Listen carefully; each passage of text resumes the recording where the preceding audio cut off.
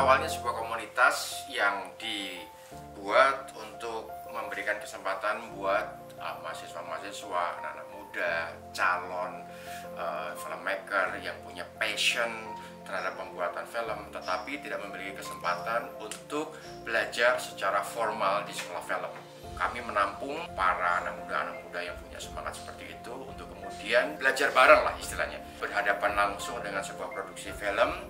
Tapi sebelumnya ada semacam teori melalui workshop gitu kan, yang akhirnya kemudian setelah itu masuk dalam sistem magang, dan memagang tergantung dari minatnya apa, mau minat sebagai sutradara, mau minat sebagai penulis skenario, mau minat sebagai kameramen, semuanya masuk di dalam satu ruangan, satu space yang disebut dapur film community. Nah, dari mahasiswa-mahasiswa itu, anak-anak muda itu, lahirlah beberapa sutradara-sutradara muda yang sekarang bisa eksis. Contoh disebutkan ada Iqbal Rais yang kita kenal sebagai sutradara Tarik Jabrik, terus kemudian ada Fajar Nugros yang dikenal dengan sutradara Yowes Band, baik Yowes Band 1 maupun Yowes Band 2 yang box office itu. Ada Fajar Bustomi yang kita kenal bersama-sama sutradara film Dilan. Terus kemudian ada Indra Kobut, sutradara dari film Dear Nathan. Terus kemudian ada Prita Gita, sutradara film Salawaku yang mendapatkan penghargaan selection competition di Tokyo International Film Festival. Ada Fauzan Rizal, sutradara dari film Habibie Ainun yang pertama, mendapatkan 4,6 juta penonton. Ada Gina Tri Esnur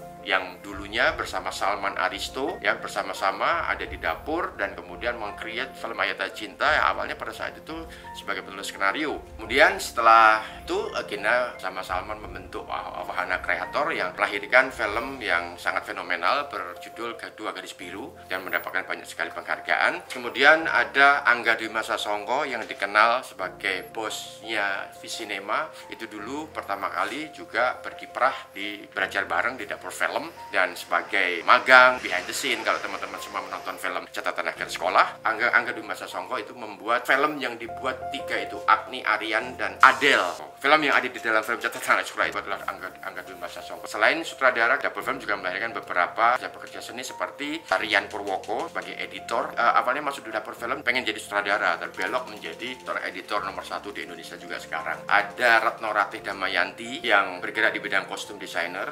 Dari sejak Ayatah Cinta, Sang Pencerah, Soekarno, Sugiya, Retno Ratih Damayanti selalu tidak pernah absen mendapatkan nominasi baik sebagai kostum maupun sebagai kostum terbaik di Festival Film Indonesia. Selain Retno Ratih Damayanti juga ada Alan Sebastian yang awal kiprahnya diawali dari film Get Married dan Ayatah Cinta dan Sang Pencerah, Sugiya, dan sampai sekarang aktif sebagai art director, production designer. Dan yang terakhir yang paling mendapatkan penonton banyak adalah Pengabdi Setan. Itu dulu memang berangkat bareng, belajar bareng di dapur film. Saya akan berangkat haji tahun ini.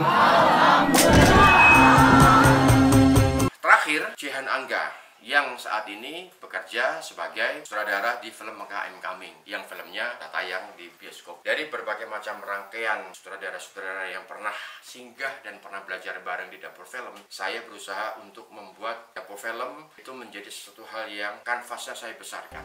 Ya, karena dapur film sudah bisa memberikan ruang buat anak-anak muda yang tidak memiliki kesempatan untuk bersekolah di bidang film, baik itu di Jakarta maupun di kota-kota lain. Karena itu makanya saya berkeinginan untuk memperbesar cakupan dari ruang tersebut. Karena itu makanya kami memilih bekerja sama dengan teman-teman dari Dusun Gamplong yang ada di Sleman di Yogyakarta. Awalnya tanah ini merupakan tanah lapang, tegalan, ladang yang kemudian saya kerjasama dengan pemerintah daerah setempat, dengan Pak Lurah dan juga tentunya dengan warga desa Gamplong untuk memanfaatkan fasilitasi ruang publik ini sebagai tempat lokasi syuting. Syuting pertama kali yang kita lenggarakan di sini adalah Sultan Agung, dan kemudian dari film Sultan Agung tersebut kita berkeinginan untuk tempat ini menjadi semacam pusat kebudayaan, pusat pembelajaran, baik itu di bidang film maupun di bidang kebudayaan lainnya seperti teater, tari, seni rupa di sini yang tentunya di samping menjadi semacam pembelajaran di bidang kebudayaan, juga memberikan pengaruh secara ekonomi bagi warga desa. Terbukti bahwa apa yang sudah kami lakukan bersama warga desa ini itu memberikan semacam sumbangsih di bidang ekonomi. Yang pertama adalah memperkenalkan dulu Gamplong itu di tingkat nasional, bahwa ada yang namanya dusun Gamplong, dan dusun tersebut juga pada awalnya itu sebagai desa wisata juga, wisata tenun. Sebelum ada lahirnya Studio Gamplong ini, tenun itu sudah cukup berkembang melalui ekspor, dan akhirnya kemudian karena situasi ekonomi juga akhirnya kemudian agak sedikit menurun. Nah, dengan adanya Studio Gamplong ini terangkat bersama-sama. Ya, jadi tidak hanya dipakai sebagai sebuah tempat untuk syuting film, tapi juga pertumbuhan ekonomi desa setempat. Saat ini Dapur Film bekerja sama dengan warga desa mengembangkan fasilitasi ruang publik yang ada di Dusun Gamplong, dan kami akan bicara dengan Mas Bagor, salah satu warga desa asli. Bagaimana beliau bisa bercerita sebelum dan sesudahnya desa ini adanya Studio Gamplong, sebelum dan sesudah bagaimana impactnya terhadap masyarakat desa saat ini. Perwan Mas, monggo silakan bercerita. Ya, tentunya ucapkan terima kasih buat semuanya. Impactnya ya dulu di sini itu boleh dibilang tempat terpencil ya, cuman karena di sini punya brand desa wisata, akhirnya kita pengen menjadi tempat ini menjadi lebih berkembang.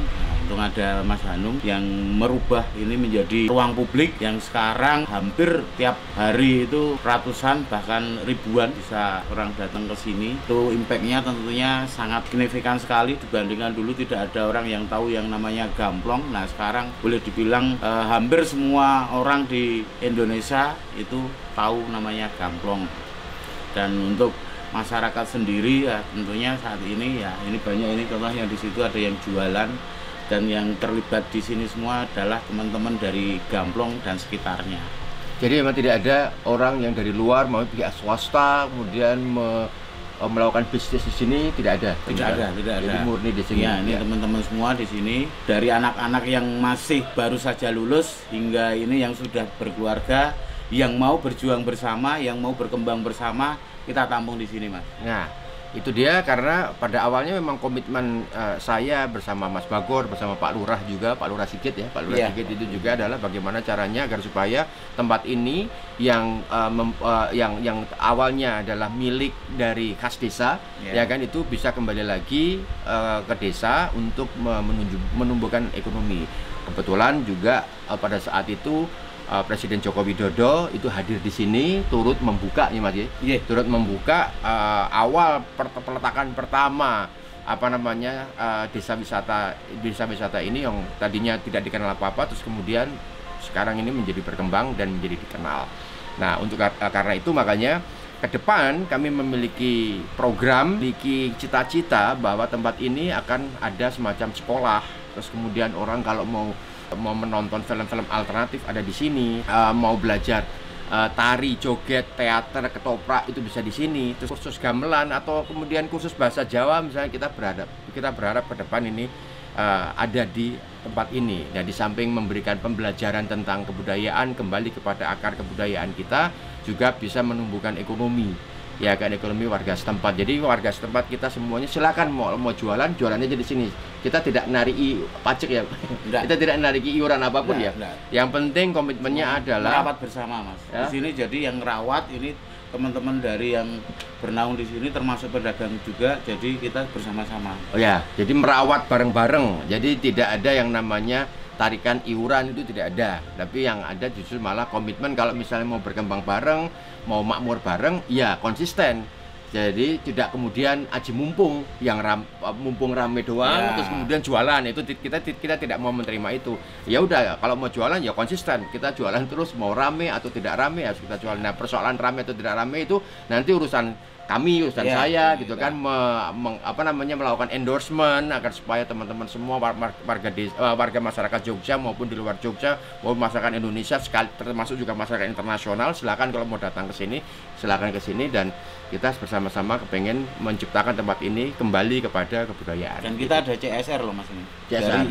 Dari apa yang kita bisa dapatkan secara profit di sini kita simpan, dan tiap tahun kita berikan ke warga itu, tapi melalui kelurahan. Oh, iya. Dan tiap tahun kita selalu ada kurban ya? Iya, kurban. Tahun kita kurban. Itu juga di SD yang di sebelah, kebetulan tetangga itu korban, misalnya korban. Jadi apa yang sudah kita lakukan ini bermanfaat, harus bermanfaat. Itu karena itu komitmen kami bersama pemerintah, bersama Presiden Joko Widodo. Nah, karena itu makanya kedepannya kami berharap sekali pemerintah juga bisa memberikan memberikan bantuan untuk bisa tempat ini bisa berkembang, bisa sesuai dengan harapan yang kita cita-citakan bersama. Oke, terima kasih buat menyimak vlog kami, dan semoga ini bisa menjadi menjadi inspirasi buat teman-teman dari tempat-tempat lain, dari daerah-daerah lain, kota-kota lain, bahwa kembali kepada kebudayaan Indonesia itu merupakan kekuatan sebagai bagian dari ketahanan nasional.